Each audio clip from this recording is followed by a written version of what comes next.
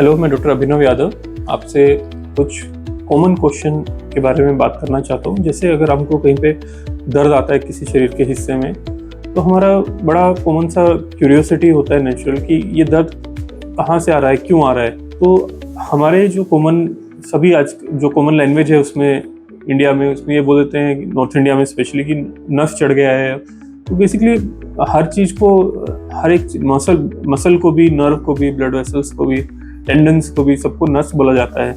बड़ा कॉमनली जैसे आपने सुना होगा कि नस पे नस चढ़ गया है। एज सच कोई मेडिकली ऐसा कोई इलनेस या ऐसा कोई प्रॉब्लम होता नहीं है जिसमें इस तरह का नस पे नस चढ़ जाए या ऐसा कुछ। सो मेनली जो आपको प्रॉब्लम होता है उसका डेफिनेटली कोई ना कोई, मोस्ट ऑफ द केसेस में कोई ना कोई एनाटॉमिकल रीजन ओरिजिन होता है कि वो पेन जो है, वो पर्टिकुलर पेन जो है वो आपको मसल की वजह से आ सकता है, वो आपको जॉइंट की प्रॉब्लम से आ सकता है। तो हाउ टू डिफरेंशिएट, जैसे फॉर एग्जांपल अगर आपको मसल पेन हो रहा है तो इट्स वेरी कॉमन कि जो मसल का जो पार्ट इंजर्ड है, अगर आप उस पार्ट पे प्रेशर डालेंगे, फॉर एग्जांपल अगर मुझे यहाँ पे मसल इंजर्ड हुआ है या मसल में इन्फ्लेमेशन या कोई प्रॉब्लम हुआ है, मैं उस मसल को प्रेस करूंगा तो वहाँ पे पेन फील होता है। तो दैट इज़ वेरी कॉमनली जिससे आप डायग्नोज कर सकते हैं कि शायद ये मसल पेन है।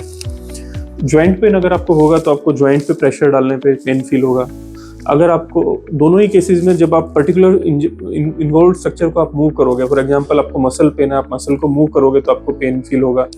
आप जॉइंट पेन है तो जॉइंट के मूवमेंट से पेन फील होगा आपको। तो और इसके अलावा अगर आपको नर्व पेन है तो नर्व पेन में साथ में आपको पेन के अलावा हेवीनेस आना, टिंगलिंग या नमनेस फील होना, इस तरह की प्रॉब्लम महसूस होगी। तो कुछ बेसिक छोटी छोटी चीज़ें हैं जिनसे हम पेन को डिफ्रेंशिएट कर सकते हैं कि ये जो पेन का ओरिजिन है ये कहाँ से हो रहा है। क्या ये नर्व से है, क्या ये मसल से है, क्या ये जॉइंट से है।